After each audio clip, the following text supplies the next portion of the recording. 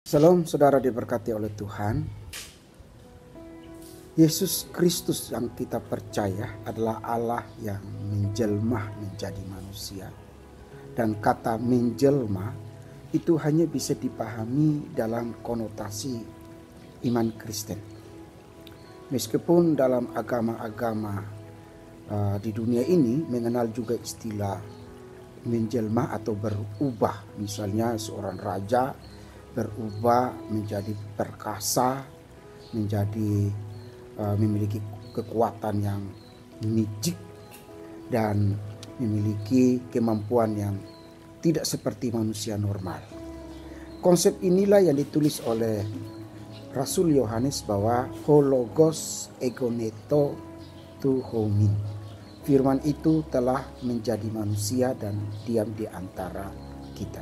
Kata menjadi atau become itulah yang menjadi permasalahan besar di dalam perdebatan iman Kristen.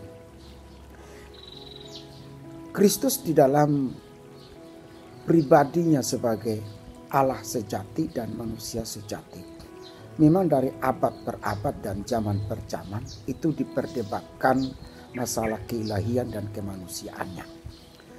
Hari ini saya mau bicara tentang Kristus atau Yesus di dalam kemanusiaannya. Persoalan yang terjadi adalah bahwa pada waktu Yesus menjadi manusia, keilahiannya penuh dan kemanusiaannya penuh.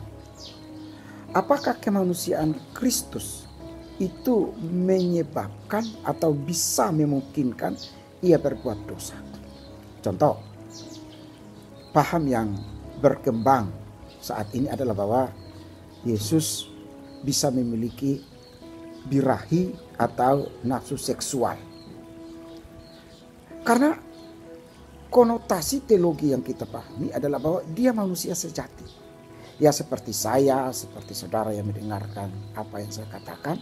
Ya manusia sejati ya punya mata, punya telinga, punya hasrat, punya keinginan, punya naluri seks, bisa marah.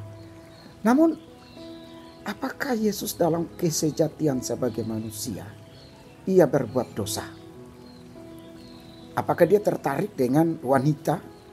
Apakah dia juga mengalami yang namanya nafsu birahi?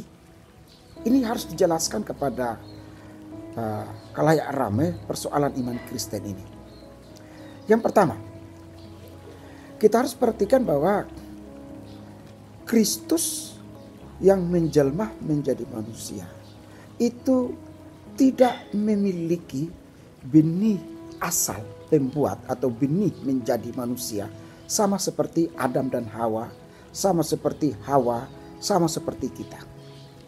Alkitab berkata bahwa Adam melalui debu tanah, afar dalam bahasa Ibrani atau dust dalam bahasa Inggris, jadilah Adam. Tidak ada sperma, tidak ada ovum, tidak ada rahim yang menampung benih Adam untuk dijadikan menjadi Adam. Hawa pun demikian.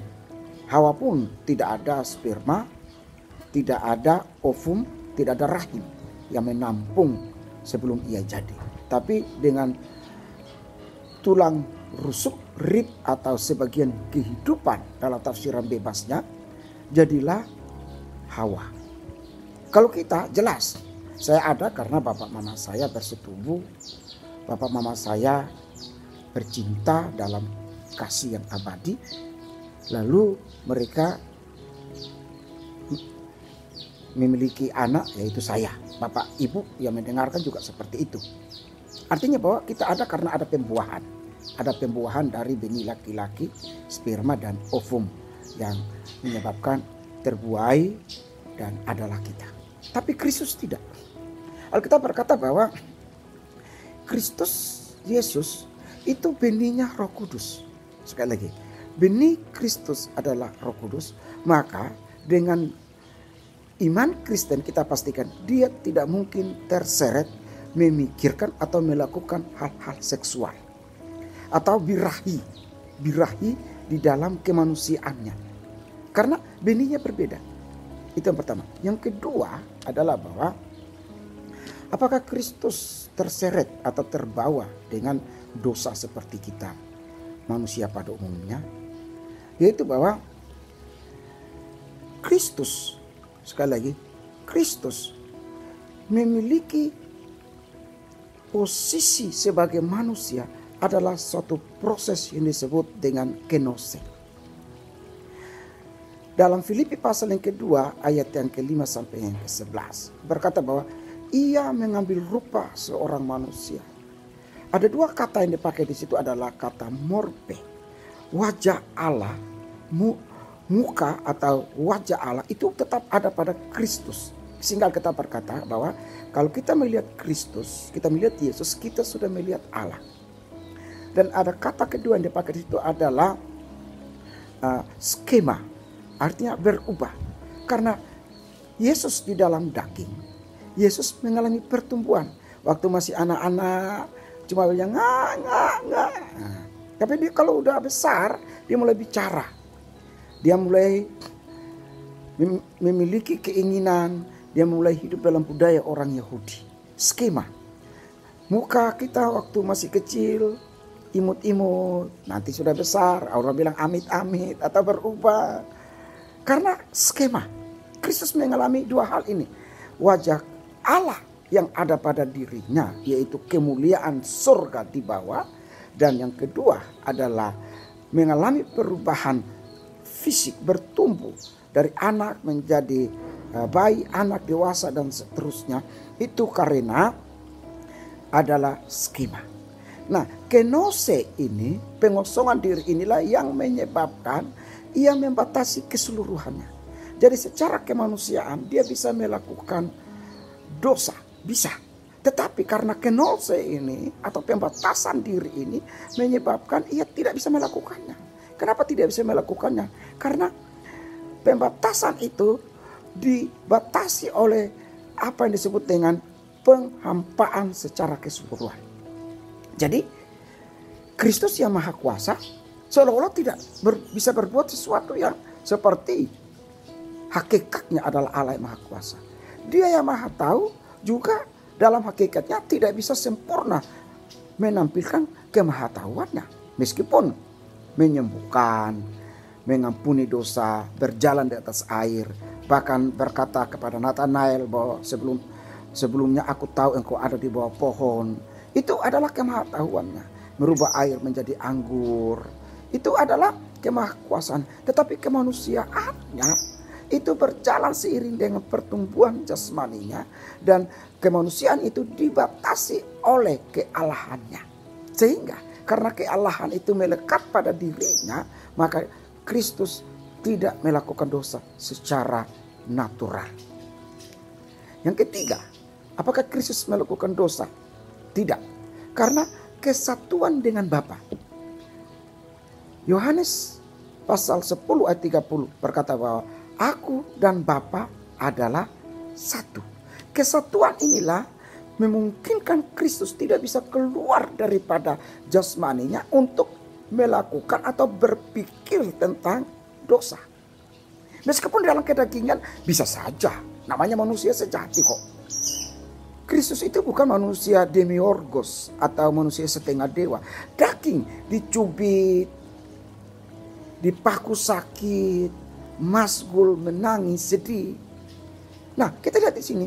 Tetapi karena kesatuan kekudusan, sekali lagi, kesatuan di dalam kekudusan inilah menyebabkan ia tidak bisa melakukan dosa. Sekali lagi, kesatuan kekudusan di dalam Bapa, atau seperti Bapa adalah kudus, Bapa adalah suci, natur Bapa adalah kudus dan suci, maka Kristus tidak mungkin melakukan dosa karena kesatuan ini. Ini harus dipahami dulu. Oleh karena itu, hal ketiga yang kita lihat di sini, tidak mungkin Kristus melakukan dosa dalam kemanusiaannya karena ada kesatuan dengan Bapa. Nah, Alkitab mencatat bahwa Kristus masa kecilnya tidak pernah dibentangkan. Kenapa? Karena memang itu bukan tujuan inkarnasi. Oleh karena itu kita perhatikan bahwa Alkitab hanya mencatat Yesus menangis, maskul, sedih, bernyanyi, marah, mati, lapar, haus. Tetapi Alkitab mencatat bahwa Yesus tidak tertawa.